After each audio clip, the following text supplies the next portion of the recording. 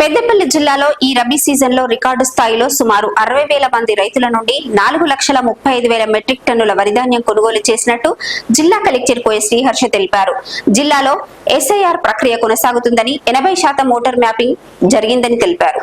పెద్దపల్లి జిల్లా కేంద్రంలోని ఐడిఓసిలో శుక్రవారం ఏర్పాటు చేసిన మీడియా సమావేశంలో జిల్లా కలెక్టర్ కోయ శ్రీహర్ష మాట్లాడుతూ ఈ రబీ సీజన్లో పెద్దపల్లి జిల్లాలో రికార్డు స్థాయిలో 4,35,000 మెట్రిక్ టన్నుల వరిధాన్యం కొనుగోలు చేసినట్లు తెలిపారు.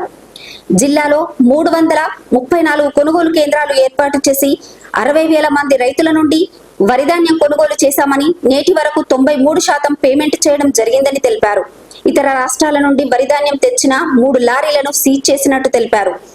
ఈసారి వరి దిగుబడి అధికంగా రావడం, మొక్కజొన్న కొనుగోలు చేయడం, ఎండలు అధికంగా ఉండటం తదితర సమస్యల వల్ల ధాన్యం కొనుగోలు చేయడంలో కొంత జాప్యం జరిగినప్పటికీ ధాన్యం కొనుగోలు విజయవంతంగా పూర్తి చేసినట్టు తెలిపారు. రబీ సంబంధించిన ప్యాడీ ప్రొక్యూర్మెంట్ మొత్తం 100% కంప్లీట్ అయిపోయింది. అంటే మన దగ్గర ఉన్న ప్యాడీ ప్రొక్యూర్మెంట్ సెంటర్స్ మొత్తం క్లోజ్ అయ్యాయన్నమాట. నిన్నటి వరకు 4.35 lakh మెట్రిక్ టన్స్ ప్యాడీ మనం పర్చేజ్ చేయడం జరిగింది. అంటే this is highest ever in last 10 yearsలో జరిగిన ప్యాడీ ప్రొక్యూర్మెంట్ కన్నా ఎక్కువ అనమాట. ఇన్ఫ్యాక్ట్ ఇంత ప్యాడీ ఎప్పుడూ పర్చేస్ చేయలేదండి. 4.35 lakh metric tons. For example last time రబీలో 4,04,01,000 పర్చేస్ చేసాము. అదే last 10 years first district form అయినప్పుడు రబీ 17-18లో ఓన్లీ 1.5 lakh మెట్రిక్ టన్స్ మాత్రమే చేసాం. ఆల్మోస్ట్ 3 times కన్నా 3 times మనం చేయడం జరిగింది. సో ఇంత ప్యాడీ ప్రొక్యూర్మెంట్ అనేది ఫస్ట్ టైం అనమాట. ఇప్పుడు అరౌండ్ ఒక 1031 crores ప్యాడీ ప్రొక్యూర్మెంట్ చేసాం అనమాట. ఆల్మోస్ట్ ఒక 60,000 ఫార్మర్స్కి మనం ఈ ప్యాడీ ప్రొక్యూర్మెంట్ ఇంత చేయడం జరిగింది. 1.7 lakh acresలో మనం ప్యాడీ చేస్తే 4.1 దాకా ప్యాడీ వచ్చింది అనుకున్నాము ఈసారి సీజన్కి. బట్ బికాస్ ఆఫ్ గుడ్ మంచి క్రాప్ రావడం వల్ల, లేకపోతే ఈల్డ్ ఎక్కువ రావడం వల్ల 4.35 దాకా వెళ్ళటం జరిగింది. మేము మొత్తం 334 ప్యాడీ ప్రొక్యూర్మెంట్ సెంటర్స్ ద్వారా చేయడం జరిగింది. అండ్ నిన్నటి దాకా చూసినట్టయితే 100% ప్యాడీ ప్రొక్యూర్మెంట్ చేసాము. ఇన్ఫ్యాక్ట్ 98%, ఇది నిన్న నెంబర్స్ అనమాట, 98% ఆన్లైన్ ఎంట్రీ కూడా అయిపోయింది. సో ఒకసారి 96%కి మేము పర్చేస్ చేసిన మిల్లులో కూడా ట్రక్ షీట్ వచ్చింది, ఎక్నాలజ్మెంట్ అన్నీ అయిపోయాయి అనమాట. సో ఓన్లీ ఒక లాస్ట్ నిన్న మొన్న కొన్నది మాత్రం ఆన్లైన్ ఎంట్రీ కూడా అయిపోయింది. అటు మిల్లు అన్లోడింగు, తర్వాత మిల్లు ట్రక్ షీట్ ఇవ్వటము, ఎక్నాలజ్మెంట్ ఇవ్వడం, ఇవి మొత్తం ఉన్నాయన్నమాట. ఇప్పుడు మేము చూసినట్టయితే ఈ 59,342 ఫార్మర్స్లో 93% అందరికీ పేమెంట్స్ కూడా వాళ్ళ అకౌంట్లో పడ్డాయన్నమాట. 1,15,00,000 గన్నీ బ్యాగ్స్ అనేవి ఈ సీజన్లో ప్యాడీ ప్రొక్యూర్మెంట్కి మనం వాడటం జరిగింది. ఆఫ్టర్ 5-6 years తర్వాత first time government is actually procuring maize procure చేస్తుంది అనమాట.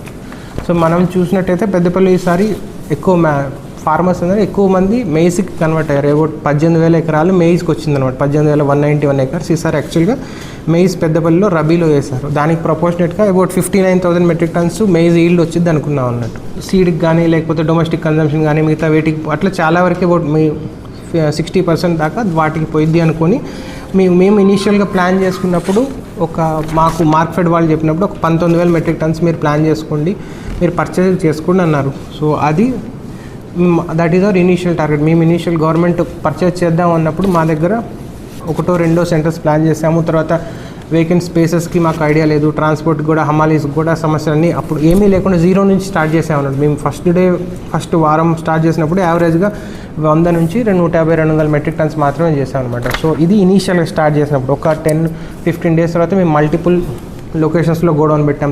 ఫర్ ఎగ్జాంపుల్ ధర్మారంకి సంబంధించి గోడౌన్ ధర్మారంలో పెట్టాము, శ్రీరాంపూర్లో పెట్టాము, తర్వాత పోతకపల్లిలో పోతకపల్లి, తర్వాత రంగాపూర్లో పెట్టాము, లేకపోతే జూలపల్లి వాళ్ళకి కొంత యాక్సెస్ ఉంటుందని చొప్పదందికి కూడా ట్రై చేసాము, తర్వాత సుల్తానాబాద్ చేసాము. సో అవర్ ఇంటెన్షన్ ఏంటంటే ట్రావెల్ ఎక్కువ లేకుండా వెంటనే అన్లోడ్ అయ్యేటట్టు చూస్తే లాస్ట్లో మనం సీజన్ క్లోజ్ అయ్యేటప్పుడు డైలీ యావరేజ్గా ఒక 1,400, 1,500, 1,400 మెట్రిక్ టన్స్ మెయిజ్ పర్చేజ్ చేయడం జరిగిందనమాట. 26,000 మెట్రిక్ టన్స్ మనం మెయిజ్ ప్రొక్యూర్ చేసామన్నమాట. అంటే 5,800 ఫార్మర్స్కి మనం ప్రొక్యూర్మెంట్ చేసాం. 63 crore వర్త్ పేమెంట్స్ పడుతూ ఉన్నాయి. ఇది మొన్న నెంబర్స్ అనుకుంటా 15-16 లక్షల కోట్లు పడ్డది.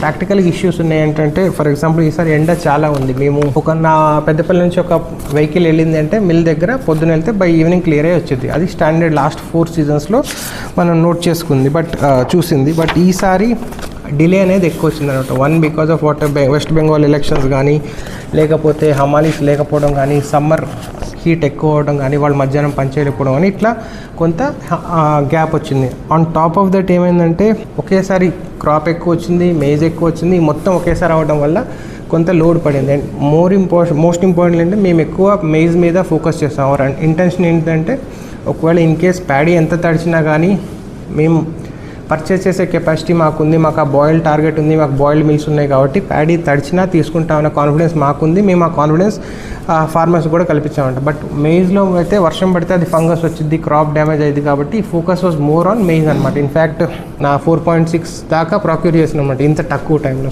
హమాలీ స్టక్అప్ అయిపోవడము, లేకపోతే లారీ స్టక్అప్ అయిపోవడం, స్పేస్ స్టక్అప్ అయిపోవడము, లేకపోతే ఈ ఓవరాల్ ఇవన్నీ ఉండబట్టి కొంత డిలే అయింది అనే ఒపీనియన్ వచ్చింది. అదేవిధంగా ఒక 2-3 కేసెస్ మీరు కూడా న్యూస్లో చూసుంటారు. ఒక 3 లారీలు మనం, ఒకటి కాటారం నుంచి వచ్చింది, లేకపోతే ఒకటి సిరోంచా నుంచి వచ్చింది, ఇంకొకటి ఇంకా అదే ఏరియా నుంచి వచ్చింది అనమాట. అట్లా 3 లారీలు కూడా మనమే సెల్ఫ్గా పట్టుకున్నాం అనమాట. అంటే రాధాకృష్ణ మిల్ దగ్గరికి వెళ్ళినప్పుడు మనం అన్లోడ్ చేసేటప్పుడు చూసాం, అది మొత్తం మన గన్నీస్ కావాలని ఐడెంటిఫై చేసి ఎవరో కంప్లైంట్ ఇవ్వలేదు, ఇట్ ఈస్ మనమే పట్టుకొని వాళ్ళ మీద యాక్షన్ తీసుకుంటున్నాం అనమాట. అలాగే జిల్లాలో స్పెషల్ ఇంటెన్సివ్ రివిజన్ ప్రోగ్రాం కొనసాగుతుందని, 80% మ్యాపింగ్ ప్రక్రియ పూర్తయిందని, ఇంకా 1,80,000 మంది ఓటర్లు మ్యాపింగ్ చేయించుకోవాల్సి ఉందని అన్నారు. మ్యాపింగ్ కాని ఓటర్ల నుండి సంబంధిత ధృవీకరణ పత్రాలు తీసుకొని ఓటర్ జాబితా సవరణ చేయడం జరుగుతుందని తెలిపారు. అలాగే పెద్దపల్లి జిల్లాలో 8 చెరువుల నుండి 13,000 మెట్రిక్ టన్నుల మట్టిని తరలించేందుకు అనుమతులు ఇచ్చినట్టు తెలిపారు. రాత్రిపూట మట్టి తరలింపు, ఓవర్లోడ్ వాహనాలపై తగిన చర్యలు తీసుకుంటున్నట్టు తెలిపారు. మన ఎలక్ట్రల్ రోల్ ప్యూరిఫై చేయడం అనమాట. అంటే లేని వాళ్ళు ఉండటం, ఉన్న వాళ్ళు మిస్ అవ్వటం అట్లా అవ్వకుండా చూస్తుంది అనమాట. జనరల్ ఏంటంటే ఎస్ఐఆర్ చేస్తున్నారు అంటారు, but this A regular process అనమాట. మనకి ఇండిపెండెన్స్ వచ్చిన దగ్గర నుంచి 1947 ఫస్ట్ ఎలక్షన్ అయిన దగ్గర నుంచి ఇది 8th టైం ఎస్ఐఆర్ చేయటం అనమాట.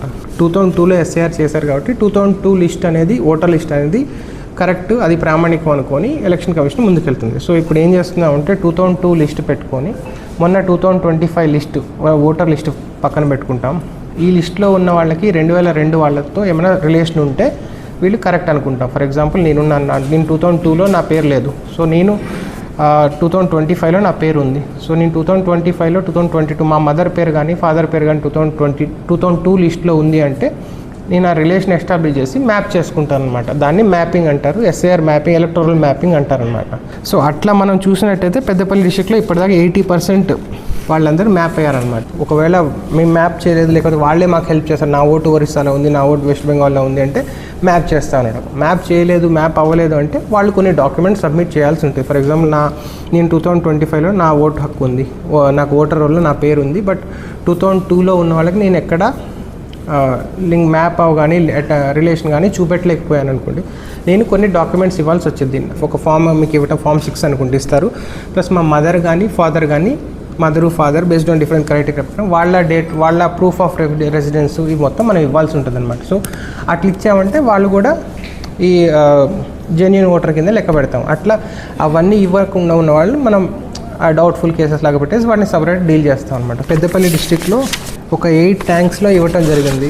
సో కోడూరుపాకలో ఇచ్చాము, తర్వాత పెద్దపల్లి ముత్తారంలో ఇచ్చాము, ఇందుర్తిలో ఇచ్చాము, కనగర్తిలో ఇచ్చాము, రాగినీడులో ఇవ్వటం జరిగింది, రావుల చెరువు మంతంలో అది యాక్చువల్గా వర్క్ నడుస్తుంది కాబట్టి అది ఒక 25 ట్రిప్స్ ఇచ్చాము. తర్వాత గంగారంలో ఇవ్వటం జరిగింది, నాగేపల్లిలో కూడా చిన్న ఒక 25 ట్రిప్స్, ఇట్లా 8 ప్లేసెస్లో ఇవ్వటం జరిగిందనమాట.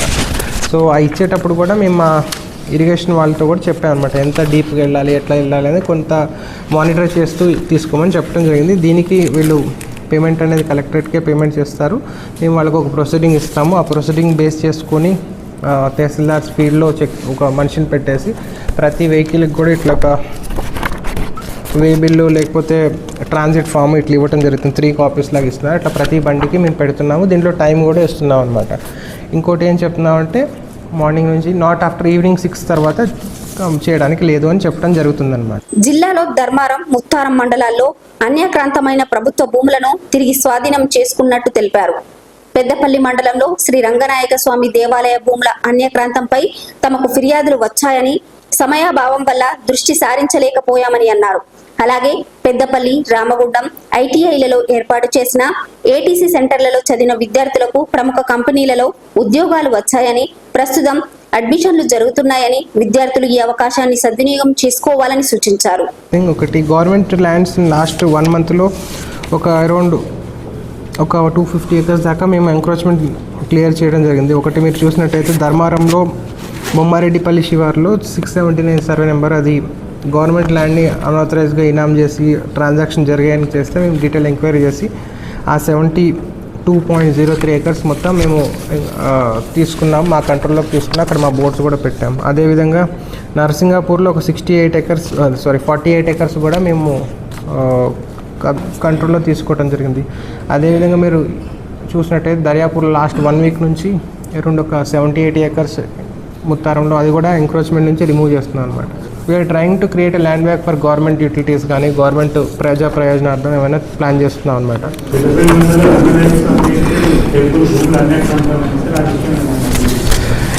మా దగ్గర కొన్ని కంప్లైంట్స్ ఉన్నాయండి. అయ్యాయి లేదని నేను చెప్పట్లేదు, బట్ కొన్ని కంప్లైంట్స్ నా దగ్గర పెండింగ్ ఉన్నాయి. పెద్దపల్లిలో ఎందుకు అగ్రెసివ్గా వెళ్ళట్లేదు అంటే పెద్దపల్లిలో క్వాంటమ్ ఆఫ్ వర్క్ తహసీల్దార్ ఆఫీస్కి డైలీ 10-15 స్లాట్లు వస్తున్నాయి. ప్రతి స్లాట్ పావు గంట, అక్కడ టైం అయిపోతుంది. తర్వాత 100, 200, 120, 130 దాకా భూభారతి అప్లికేషన్ పెండింగ్ ఉంటున్నాయి ప్రతి వారం. సో అందుకనే we are focusing on that. First apply చేసిన వాడిని క్లియర్ చేద్దామనే ఉద్దేశంతో సో అట్లా చూస్తున్నాం అనమాట. ఇట్ ఈజ్ లైక్ దిస్ అండి. ఈరోజు కాకపోతే రేపు వీళ్ళు పక్కా రిమూవ్ చేస్తాం, దానికైతే తిరగలేదు. పెద్దపల్లి అండ్ రామగుండం ఐటీఐ కాలేజీలో మనకి ఏటీసీ అనేది పెట్టడం జరిగింది, అడ్వాన్స్ టెక్నాలజీ సెంటర్స్ అనేవి. పోయినసారి చాలా మంచి రెస్పాన్స్ వచ్చింది, అంటే 100% సీట్స్ ఫిల్ అయ్యాయి. ఫస్ట్ బ్యాచ్లో ఎంతమందికి ఎంప్లాయ్మెంట్ వచ్చింది అనేది కూడా నేను మీకు అప్డేట్ ఇవ్వడం జరుగుతుంది. నాకు తెలిసినది మంచి కంపెనీస్లోనే వచ్చినట్టున్నాయి. సెయింట్ గోబిన్ కానీ బెంగళూరు బేస్డ్ కొన్ని కంపెనీస్లో వచ్చాయి. ఈసారి కూడా మీ ద్వారా రిక్వెస్ట్ ఏంటంటే పబ్లిక్ ఏటీసీలో కూడా జాయిన్ అవ్వండి. మంచి ప్లేస్మెంట్స్ వస్తాయి, మంచి కోర్సెస్ ఉన్నాయి. రోబోటిక్స్ కానీ లేకపోతే మ్యానుఫ్యాక్చరింగ్ కోర్సెస్ కానీ వర్చువల్ అనాలిసిస్ లేకపోతే ఫైనైట్ ఎలిమెంట్ మెథడ్, ఇట్లా మంచి కోర్సెస్ ఉన్నాయి. కాబట్టి ప్లీజ్ డూ ఇట్ అనమాట.